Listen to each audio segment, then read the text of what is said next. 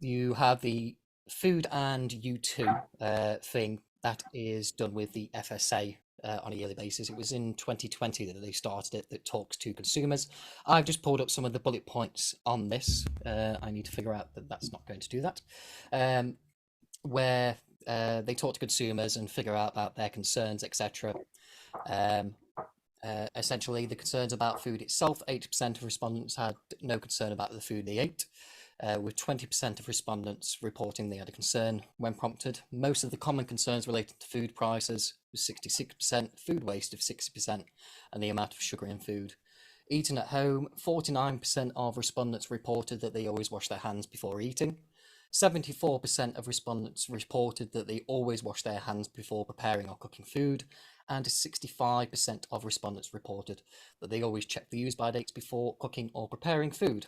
And then the confidence in food safety, authenticity, and the food supply chain was around 3/4 of respondents, so 74%, reported that they had confidence in the food supply chain, and 86% of respondents were confident that the information on food labels is accurate.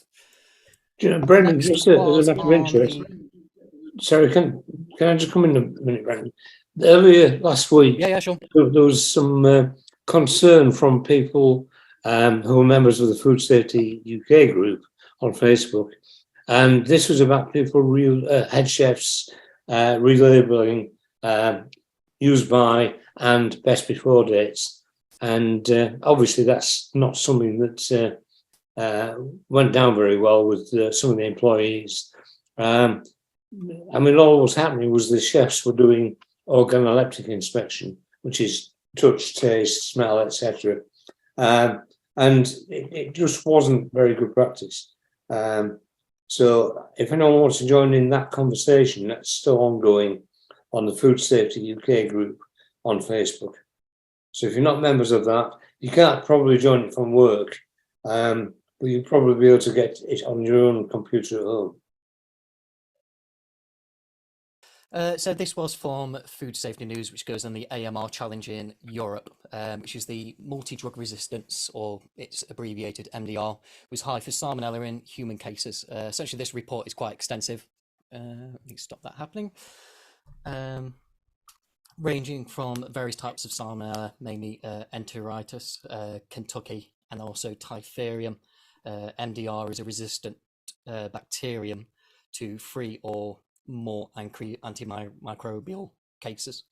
Then you've got Campylobacter findings within this report as well, which the data showed high levels of resistance to I can't pronounce that word, I do apologise, which are critically important microbials used in the Campylobacter treatment infections in human. These are promoting to high to extremely high resistant levels, which were also observed in humans, Campylobacter jejuni and coli isolates. The level of resistance is now high. It is no longer recommended to use this treatment in the severe infections of humans. Probably doesn't mean a lot to us on food safety, but it does promote the importance of making sure that these bacteria are limited from the risk level as much as possible, because it's showing that at least in the antimicrobial treatments, obviously bacteria's, like anything, it's a living thing, it's trying to resist and continue to thrive. Probably worth on your diary if you are available. It's the FSA board meeting at 9 o'clock on Wednesday, the 22nd of March, where they'll be talking about the strategic risk management, the genetic technology, precision breeding bill, achieving business compliance program, the 3-year corporate plan, the risk analysis process and regulated product servicing update, and the annual Science Council report. If any of that interests you, by all means, write that down in your diary and then attend it. And then I was just going to leave the next part open. If anybody's got any training or events coming up, anybody knows of any free training and events coming up, please put them in the chat or speak your mind now. And I'll presume by the silence that means it is now perfect time for either David or Debbie to jump in. You have the ability to screen share, so go for it.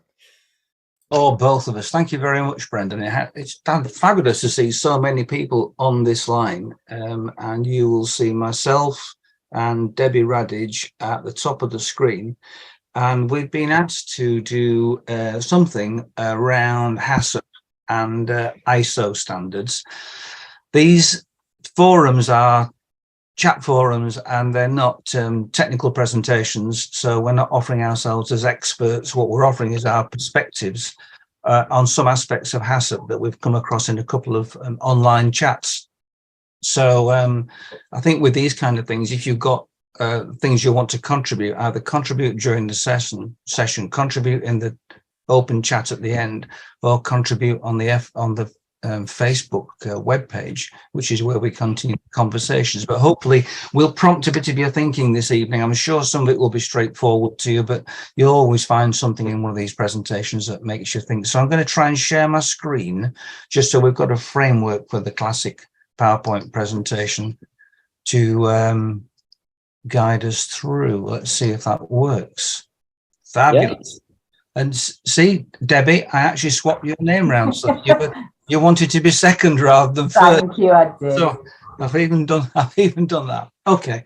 Well, let's just start from basics and run through at the end and say, well, that's what we were thinking about on a shortish session.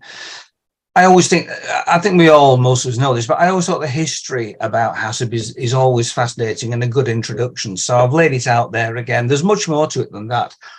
But it's a bit of a reminder that actually the whole concept of HACCP's been going since the 60s, which is 60 years back.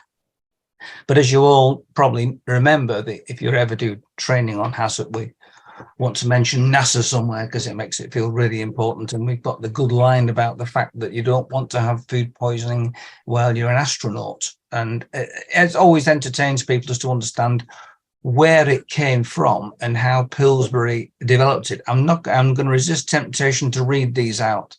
What I think is interesting is from when it was first dipped around in 1971 for inspectors, it wasn't until 1997 that HACCP was fully integrated into the Codex Alimentarius that we all know so well. And I've got my little orange booklet there. So it's quite a long time in development. And it clearly withstood a lot of challenges because the principles of the ones that I've flagged up there have stayed in HACCP ever since. And then we got to about 1993 and EU legislation requirements, which came into our 1995 food hygiene regulations, had some of the main components of HACCP there. The law from 1995 required a hazard analysis. It required identifying where the food hazards occurred, at which points, identified determining criticality, identified control and monitoring, and identified reviewing. And those are the 5 elements which we all used to say in the regulations in 1995 was just over half of HACCP. So it was introduced in 1995, but not as specifically as all the principles. When we got to the well-known 852, which we all quote, then EC Regulation 852 introduced that food business operators needed to put in place procedures based on the HACCP principles, and the HACCP principles are listed in that regulation. So that's when we got the first requirement, and that translated fairly quickly into our 2006 food hygiene regulations, which enabled specifically Article 5. Do you remember those days then, Debbie, 2006? Yes, unfortunately, yes, I do. What were you doing then? Were you being taught by Mr. Pepper then? Was I? Probably not. Was it that long ago, Steve? I'm not quite sure. No, Debbie, you taught me my level 3 HACCP, if you remember. And you're still confused, Steve. Of course, the big thing here, Debbie, which we talked about quite a lot, was that thing at the bottom right, isn't it? Safer food, better business. And this revelation during 2006 that there might be a different way of doing HACCP that looked more friendly to the food businesses rather than scientifically correct to the experts. Yeah, I think so. And the fact that HACCP needs to be commensurate with the business size and the hazards. So there we are. There's an original SFBB pack. in the plastic folder. Still got one. And the Food Standards Agency spent a reported £20 million developing the model. And I know, and certainly some of the people on the forum tonight might have been involved in seeing how that was rolled out during the year with the enforcement officers, because it was quite a challenge. Because for years, enforcement officers like myself and others had diligently tried to help food businesses with food safety and showing them how to keep temperature records and cleaning records and so on. And then SFBB arrived as an alternative, and it appeared to wipe all that recording away and in place put the reporting by exception issue, which caused a lot of people to think whether they were comfortable that that was as good a system. But I think at the time we were faced with somewhere around 2.5 million very small catering businesses who, those of us who were involved, knew they just weren't going to be able to cope with a full-blown HACCP approach, or it would be so hard to enforce that we wouldn't actually get the improvements we wanted. So I welcomed this approach, even if I was cynical about it. And during that year, 2006, which seems distant history now, we spent a lot of time trying to understand how this would work in a business other than just sticking it on the shelf, which is why those of you who still refer to SFBB will note that it's not complete until it's completed by the business. It's not to go on the shelf. It's a working document to be used. And we've been learning about it ever since. Do you see many people who come to you, Debbie, as a consultant using SFBB? Yeah, it's a popular route, and I think that the key thing to keep it off the shelf, if you like, are these opening and the closing checks. Yeah. Which are key. So when you see it gathering dust, that's sort of what I look for, certainly. Yeah, I mean, the conversation in 2006 is a hard lesson, but it was based around the fact that the Food Standards Agency had said it's a compliant model.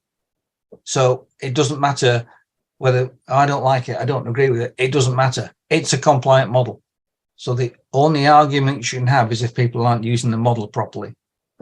Although there are controversial discussions out there, Steve, on the forum very recently about whether someone can say it's not an appropriate model, therefore I'm going to downgrade you. That's a current topic of discussion, isn't it? Mm-hmm. So, but anyway, maybe I've got something that might help think about that, or in my mind helps me think about it. And it's this, which is that at the one end of some scale, there are the tiny food shops. So you always felt sorry for if they had to do a full-blown HACCP, didn't you? You know, fish greengrocer, you thought there must be a better way. But as you move along, you can see more and more complex premises in scale or in risk start to say, well, yeah, now hang on a minute. Now some of those, that's more serious. They need to be controlling food safety properly. And as you move along to the far end, it's quite easy at the far end to say, well, of course, full-blown HACCP. I mean, they've got the resources, they've got the scale, and they've got the risks. But when you put what system might work against that, I call this a HACCP continuum, you can start to see that at the right-hand end, maybe people don't even need SFBB. Maybe they just need an industry guide at that end, and that would do. And as you move along, you can introduce Safer Food, Better Business in the original pack, or the retail version, with the relevant safe methods taken on board. Maybe additional records, the commonest of which is temperature records. A lot of people say, I think you should just keep temperature records as well. Special inserts for care homes. I think there was, I'm not sure if there is a butcher's SFBB, I can't remember now. That was developed by William, I've forgotten his name now. Well, I had a copy of that, but I don't think it's relevant anymore. No, I don't think it is. Although I think there is one in Northern Ireland, and I think Brendan knows about that one, but I could be wrong. I'll wait and see if he chips in later on. And then, of course, in a large care home or chain or hospital catering or small food manufacturer or cheesemaker, we're all going to say it's Codex HACCP. It might have product groupings and process charts. It will have some kind of decision tree and the 7 principles and some prerequisites or GMP programs. And then lastly, at the far end, the full-blown everything, the kind that the auditing companies would be expecting. And we're going to mention those shortly, I think. So, oh yes, well, just to throw something into the water now, HACCP 2020 came along. Just when we thought HACCP is like a standard set of 7 principles, it's well-worn, well-trodden, it works. We have HACCP 2020, which I'm not sure that everyone is aware of. It doesn't overturn the whole thing. Rest and relax. But I think this is interesting, Debbie. What it has just tweaked, which is bits that cause people problems or bits that people want to see. Decision tree, for example. Yeah, this is much simpler, and I think on the basis that most people who are producing food certainly do understand where their risks lie or their hazards lie.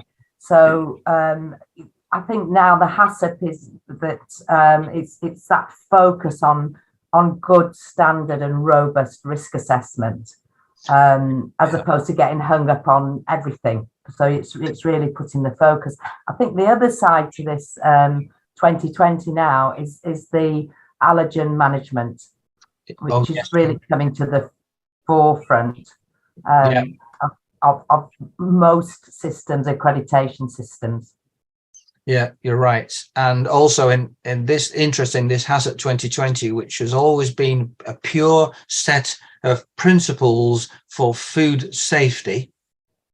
They've introduced here a concept of management commitment, which we all know without it, you haven't got that, but it isn't one of the HACCP principles.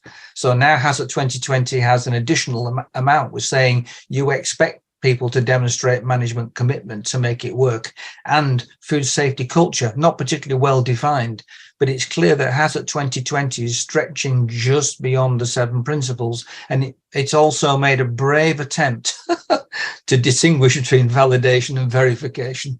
But, you know, there's an interminable old chestnut, isn't there, about what's validation and what's verification. A lot of people have their own interpretation of that, but I think HACCP 2020 has had a bit of a stab at it.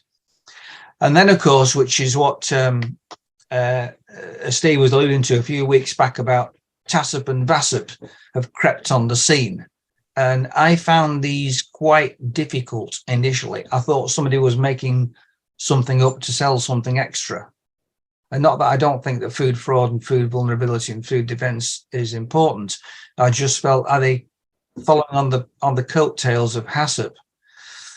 But it does divide quite well. Please, Debbie, tell me I've got this the right way around this time, because I got it the wrong way around this week, didn't I? We had a lovely debate. I think we were both wrong, and then I got completely confused with it. My understanding is that your VACCP is around the international adulteration. Yeah. And it's economically motivated. So is that food fraud? Is that food fraud? Food fraud, yeah. Right, okay. Food fraud. And then your TACCP is about food defense. So that's about your sabotage, and threats that can come internally, really, as opposed to externally. See, does that help then? Is that what you... That's great. That's what I've just read off, David. I got it there. I think as well, they've sort of been incorporated. So you will find some companies who will really sort of get involved with the TACCP and VACCP. But if you think about traceability and the requirement for traceability generally now in food safety, that really is incorporated in your VACCP. And then TACCP, it's your prerequisites and your hygiene policies should be really could cover that. Well, you see, this made me think that I must have been one of the first people in the country to introduce a training exercise about this, not knowing what it was called. Because in about the year 2000, I was teaching a chain of artisan craft bakery shops, and I was running their level 3 course, and we did an exercise. It wasn't for this reason, but it was this reason. I was teaching I decided to teach bad practice, and I thought the one thing you're not supposed to do is teach bad practice. So I taught bad practice as a route to sabotaging a competitor. And we planned how to infiltrate a competitor and contaminate the food by having badly trained food handlers and lousy supervisors. And we planned the whole thing as an opposite to try and teach food safety. And I've realized that's come into, I'm going to get it wrong, aren't I? Into food defense. Yeah. That's food defense, right? Food defense. Fair enough. So each of these, and I'm hoping we've got people on the line who will nod or chip in or contribute on the forum afterwards. Each of these will have a framework that looks a bit like HACCP, except that the hazards are completely differently defined. They're not microbiological and chemical and physical. They're threat-based and security and pricing and adulteration. But it must still fit into a HACCP system, I would imagine. I haven't done a TACCP or a VACCP, I'll be honest. I'm excited to do one, but I haven't done one. Debbie, are you any nearer to do one yourself? No, I haven't actually done one. I've worked with somebody who does operate the 3 systems in there. It's quite a large food manufacturers, right? And he operates that in that way, and I get why he did it, because he was working right from supplier through to dispatch. So the TACCP and VACCP fitted really quite nicely within that sort of quite long supply chain, really. Well, let's look and see how it might filter in, because we wanted, although we're not covering these, we're going to touch on 22,000 because Steve mentioned this. We're going to touch on these. I think there's room to cover these during the year with different people. Maybe we can get a SALSA. I can't remember, Debbie, are you a SALSA auditor? I can't remember, sorry. No, I'm not a SALSA auditor, but I have worked with a couple of companies who've implemented SALSA. Right. Well, Yeah. I'll come on to 22,000 in a moment, but my experience... Dave, just a matter of interest, for anyone that doesn't know, besides the BRC website, there is a special website for SALSA where people can get on and get these standards, etc. Yep, and we should also remind them, because we did this week, there's now a version 6, which is just launched last year. And I think with those of us who are interested in SALSA might want to go and look and see what's changed, because I think just as even HACCP itself has changed, I think SALSA is picking up a bit more. You're a bit more familiar with SALSA than me, Debbie, I think. Yeah, I mean the changes in with SALSA really is that it's more clearly aligned with the codex. Right. This justification for CCPs, which I think is running through all the accreditation and all the standards. So looking for justifying the rationalisation of why is something a CCP. Suppliers again, so we're coming down to traceability and labelling, of course, which that's quite interesting, because of course it's trading standards that actually cover, unless somebody's going to challenge me on that. But when I've looked at sort of supporting labelling, that has come through from the trading standards as opposed to the environmental health. Well, I've had a recent experience with a client of mine having the new NSF Good Manufacturing Practice standard, which has replaced their due diligence standard, and it's not really supposed to cover the HACCP in great detail.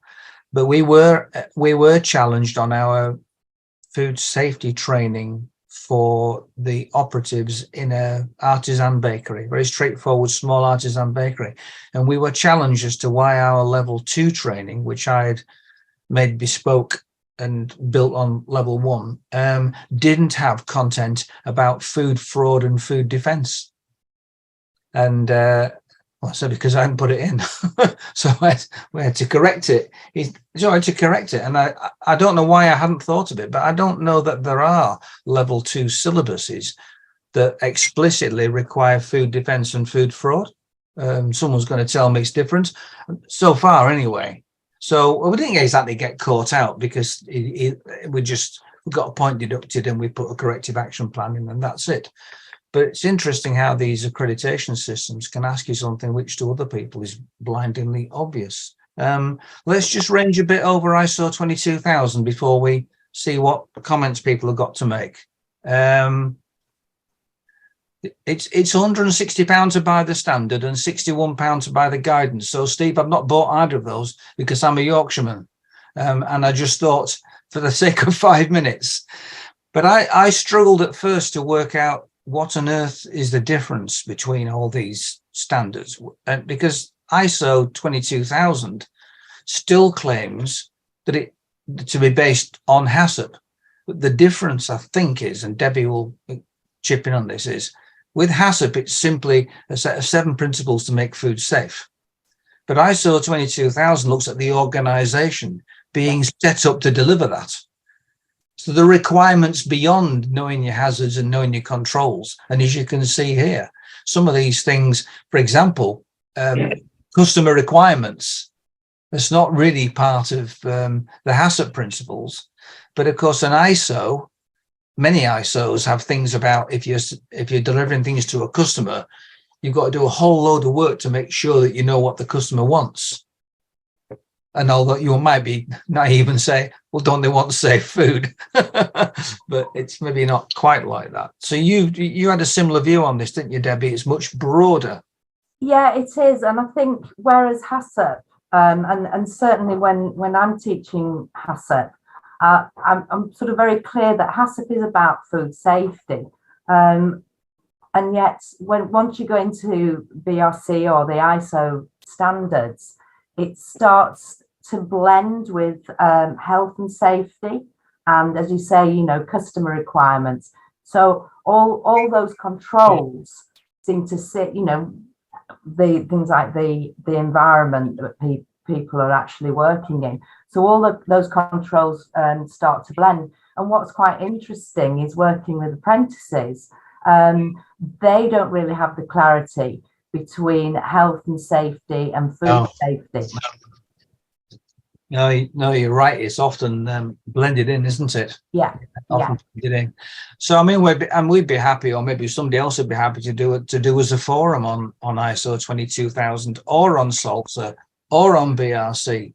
And the kind of people who are joining us in these forums, we've got plenty of resource inside the forum to move on. I'm going to close this off shortly and invite chat and comments. Is HACCP still open to interpretation? Well, we might find out shortly, but I think we think it is, don't we, Debbie? I do, yes, I very much so. And I think it's highly dependent on the type of organisation, how they're producing food, and really the interpretation, I think, has to be about that risk assessment and that robust risk assessment to make it realistic and acceptable to a business. Yeah, I think you're right. We wanted, I think we both agreed to finish off with 2 or 3 very simple slides on teaching points for those of you who need to teach HACCP. Just ideas. I'm not going to go into great detail. This is one I just made up for last week, which is to teach HACCP in practice by just doing it. Let's make a chicken sandwich. How would you make it? Those are the steps in the middle. On the left-hand side, what could be the problem? On the right-hand side, how can you control it? And I've done that in 15 minutes on a flip chart. And I've actually said to people who are daunted about the whole aspect, well, actually, that's more or less a HACCP. It is more or less a HACCP on a piece of paper, isn't it? I mean, so there you are. It doesn't take long to say, right, it's obviously not complicated. So rather than go through all 7 principles, just to do one without explaining the principles, and it comes out like that. If that's of any use to anybody, email me and I'll send it to you. Second one was teaching the words. People there are exam questions on courses that you and Steve and Brendan and I and me teach. where they get a mark for knowing that HACCP doesn't stand for hygiene audits can cause panic. And it doesn't stand for have a chicken curry and pray. It actually stands for has an analysis critical control point. And they get a point for remembering the 5 words, which I think is ludicrous. What they should be understanding is what the 5 words mean. But actually on a single slide there, that makes this jargon, to me, it makes sense by breaking down that way. And finally, Debbie and I will always finish off by saying if we had more time, we would play HACCP bingo. Because HACCP bingo is the teaching method. I guarantee you, if you ever go into HACCP bingo and people get so excited about the prize that they want to know what's being called and why it's not being called, and that's what you want from your learners. I'm going to stop the share there. Oh, good, because that's our pitch, Brendan and Steve. We hope that people found it largely understandable, but on a few places interesting and not necessarily controversial. But we're, Debbie, are you happy that we've done what we said we would do? Yes, I am. I think sorry, there was just one little point which is probably quite amusing. I remember the very first HACCP plan that I was writing, and I took it back into the environmental health officer that I was sort of liaising with this business, and he said to me, Debbie, are you finding it difficult? And I just said to write, and I just said, no, it's just really, really tedious in the fact that you were analysing every single step for these 4, contaminants. And I think that's something that really, which is why doing HACCP as a solo act is challenging, but as a team.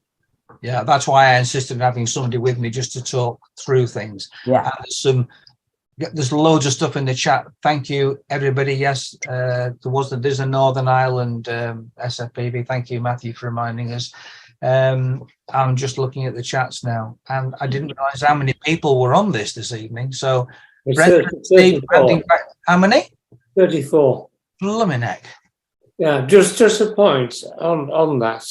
One of the problems I've encountered is when supermarkets control the price that they will pay for supplies, i.e. milk and veg and all the rest of it. And one of the problems is that when they source things like beef burgers, for example, and they say, well, we want you to produce a beef burger for this amount, the manufacturers then go back and say, well, we can't do it.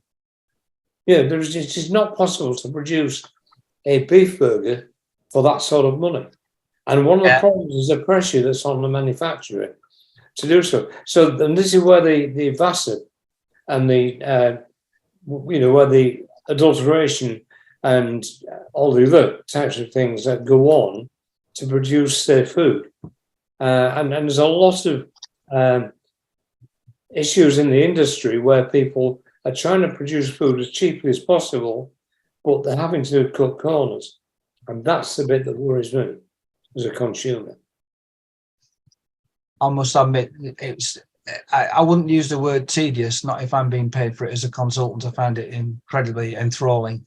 But behind closed doors, yeah, it's trawling through stuff. Then again, we had a very good audit from the NSF who homed in on 2 things that weren't right, and you do need another perspective because you get so drawn into thinking that you're doing it right because you're spending so many hours.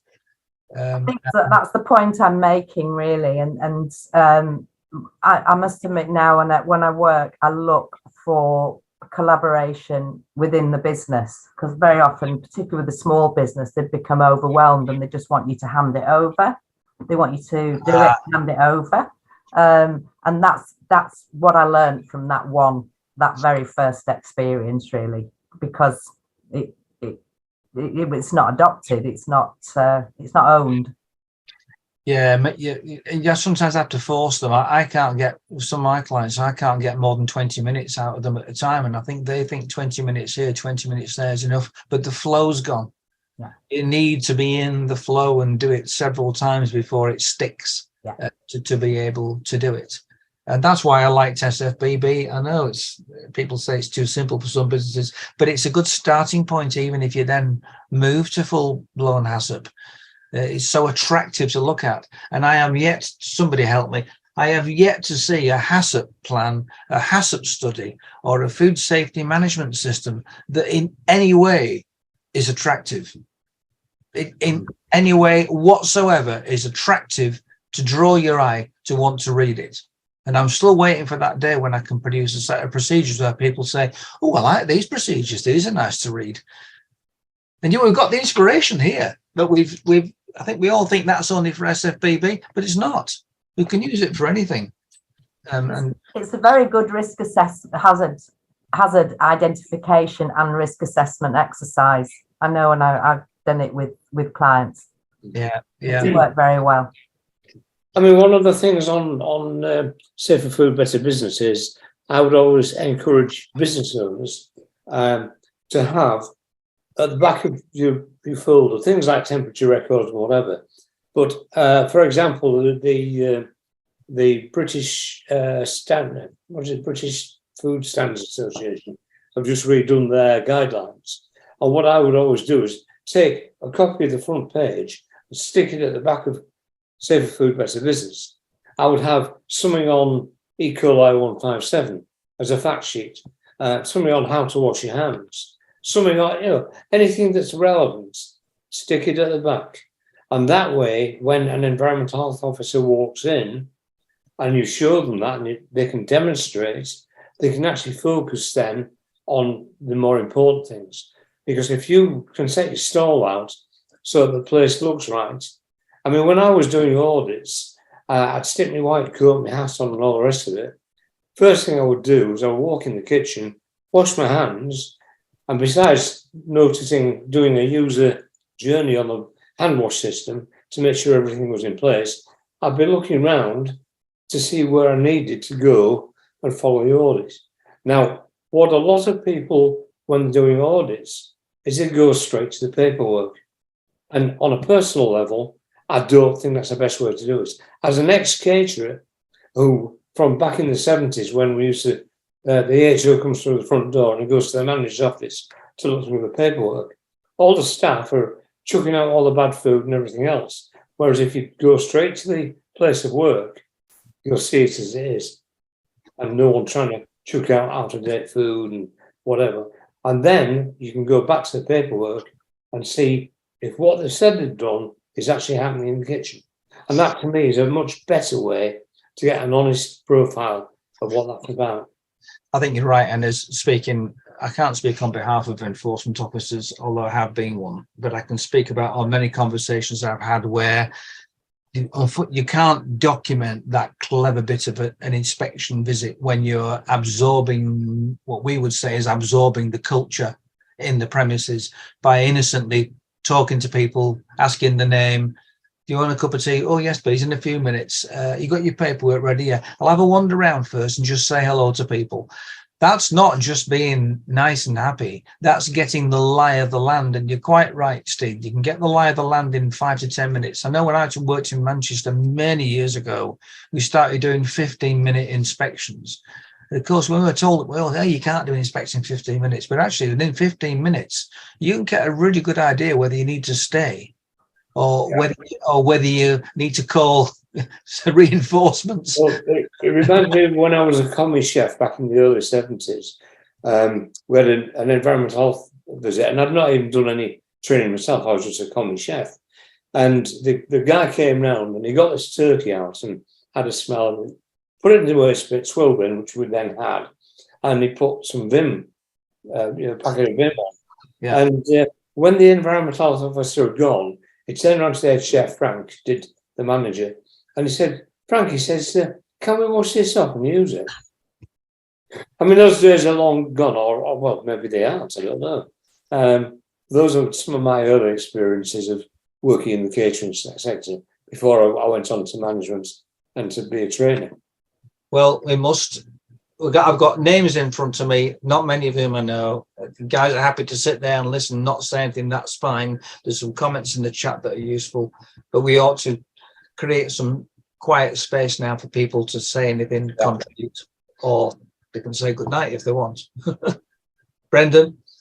I think, like, in terms of safe food, better business, I was thinking about this the other day because I've been dealing with another sous feed vacuum pack business.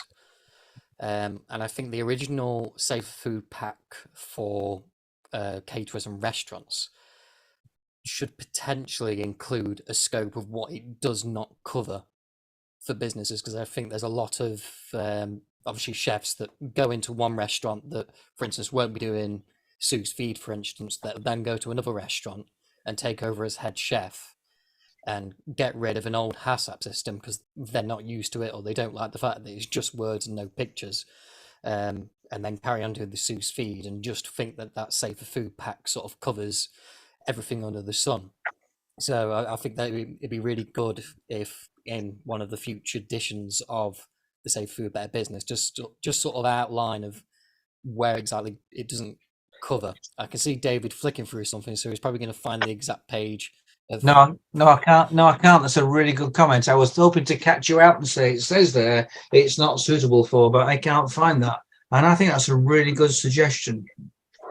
I mean, one of the problems with chefs, and I've been on loads of Facebook groups when I was working as a business, to get chefs in to come to me as their point of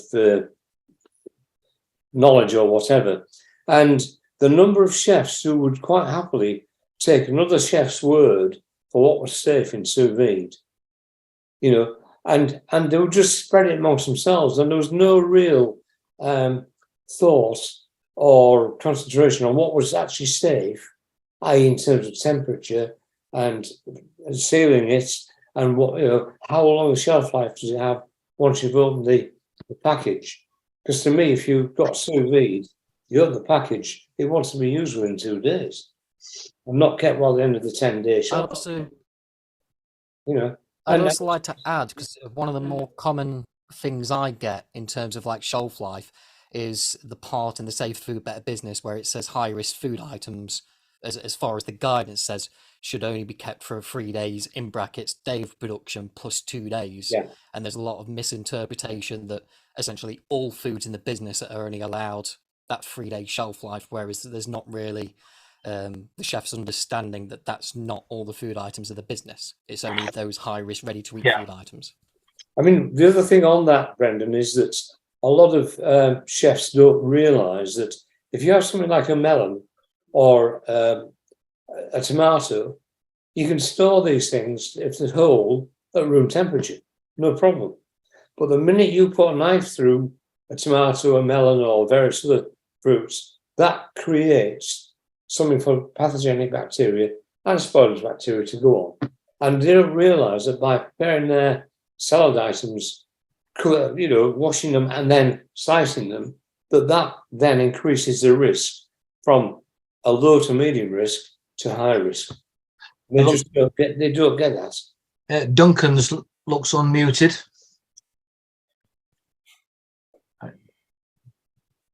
Just my industry experience. I do a lot of agency work, and the amount of places I've gone into, and you open up their safer food for better business, and it's been filled in once, never been audited, it's never been changed.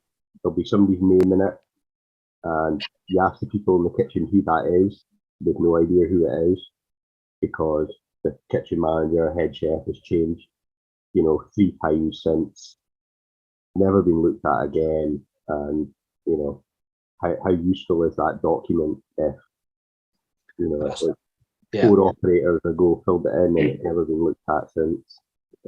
Same for any food safety management system, isn't it? There's no magic to it. I think the point that you made, David, and that, I suppose that's throwing out the challenge, isn't it, of how do we make it attractive for it to be used? Because I think we've all seen that, and it just makes your heart drop, really, doesn't it, when you're starting, because you have that interest factor or understanding. And I think it's also, and shout me down if it's wrong, but we're working with people who work in a practical environment, and that's what's attracted them to the industry. That's what keeps them with the industry, because it's a physical, it's a manual career, if you like. To then ask them to sit down and write a lot of paperwork, they don't like it. But to make it attractive would be, maybe. Well, Sorry, David. my old mate Jeff Ward, who won't be on this call, invented a system of clipboards all around. This is for catering. I appreciate that. Clipboards all around the kitchen at all the CCPs. They have their own dedicated clipboard, and you could see at a glance if the records were being kept. Now, it's not a perfect system, but it was very physical in the place. And typical of Jeff, he called it the hazard analysis monitoring system to ensure recording, which spells hamster. So you used to sell it on the basis of get a hamster in your kitchen. But the point is, it was a very visible system. It was all based around monitoring. So there are different ways of doing this in different, like you say, it has to fit the culture of the business. And if it's not a very good culture, maybe they just need a not very good system, but good enough. You know what I mean? Not over the top. So that's the trick, I think. I mean, one of the things is that when we had the allergen thing first came out on the food information regs back in 2013, I think it was December the 13th or whatever, but almost overnight, all of the chefs at the time said, I've had enough of this, I'm going. I can earn more stacking shelves in the supermarket. And then there's the same arguments when you just put doctors on the news tonight, that they can earn more in a coffee bar than they can doing, as a skilled craft chef. So, what the answer is, I don't know, but I know we lost a shed load of people nearly overnight because of allergens, because it increased the amount of paperwork that people had to do. I think the key is it's a management system. And, as now the accreditation organisations are recognising that unless you have management support and it's driven, obviously it has to filter through the organisation. But this food safety culture doesn't come from the bottom; it filters down. And I think managers need to take responsibility for that management system. Brave enough to want to come and speak and stick their hand on the parapet. I definitely, TACCP and VACCP definitely piques my interest, because obviously I'd never heard of that before. Thanks, Mark. Anyone else? I'm saying we've got 30 odd people. Sorry, say again.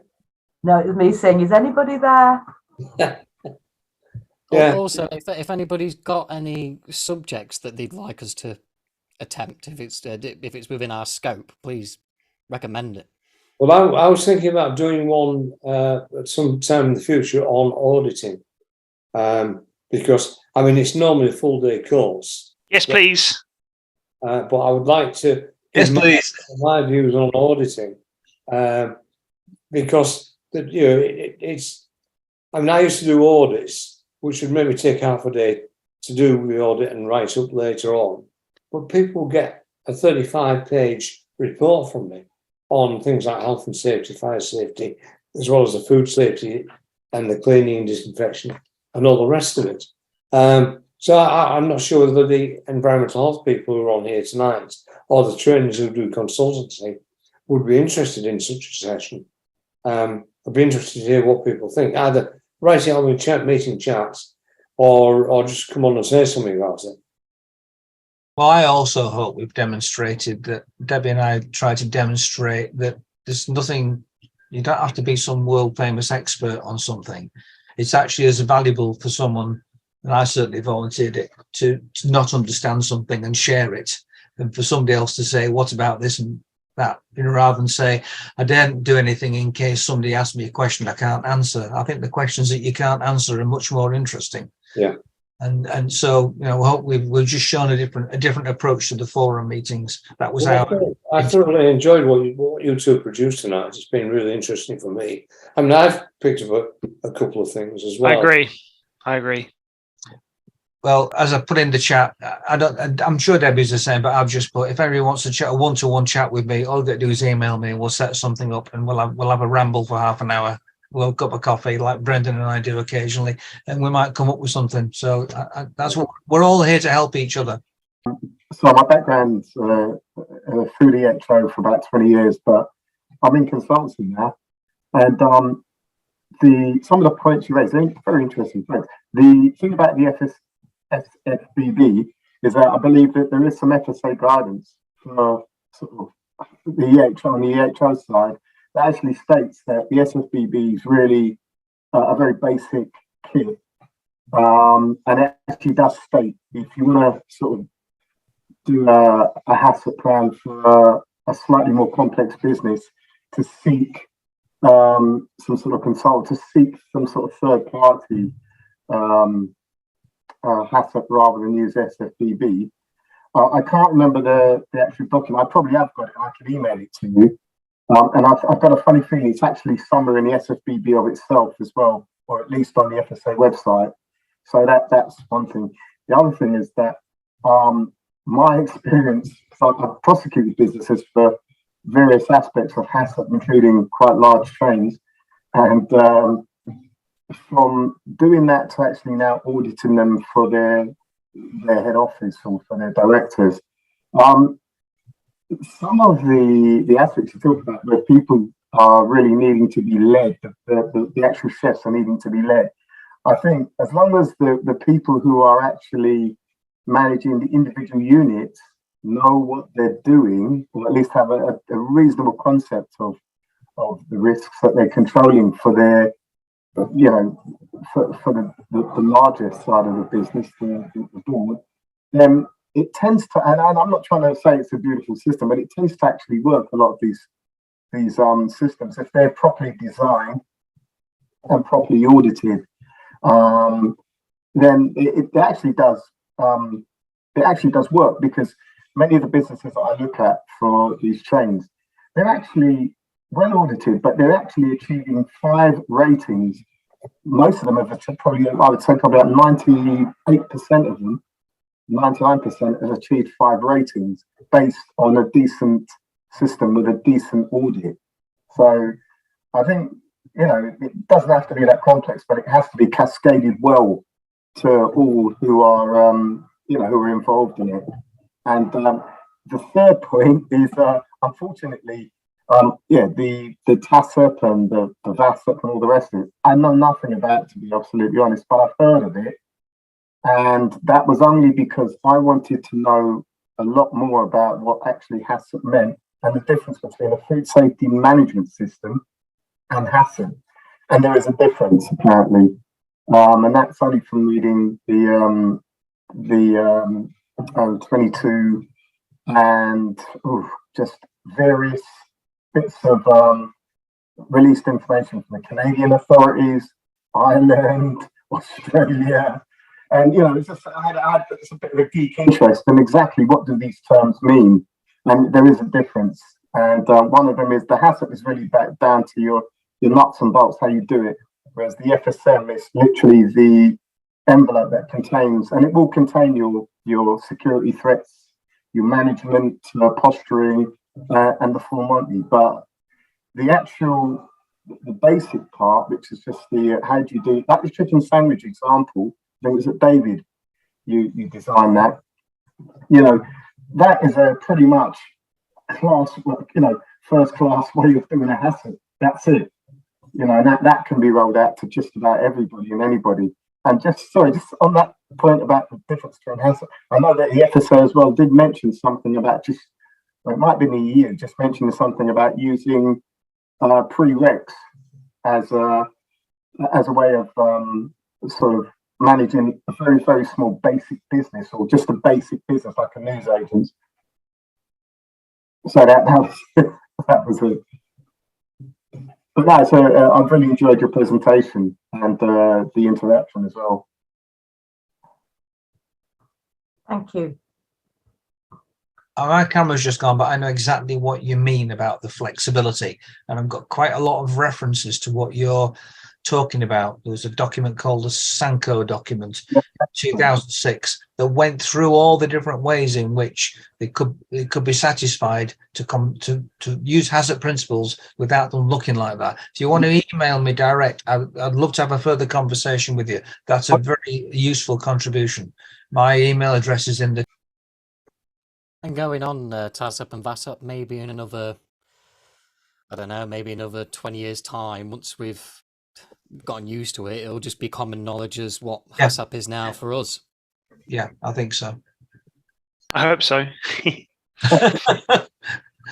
Right, has anybody got any more pressing questions or comments, etc., before we end off the webinar?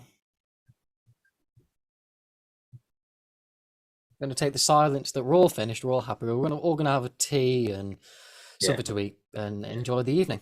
Thank you, Debbie. I've posted the next You're very welcome. webinar. Thank you, David.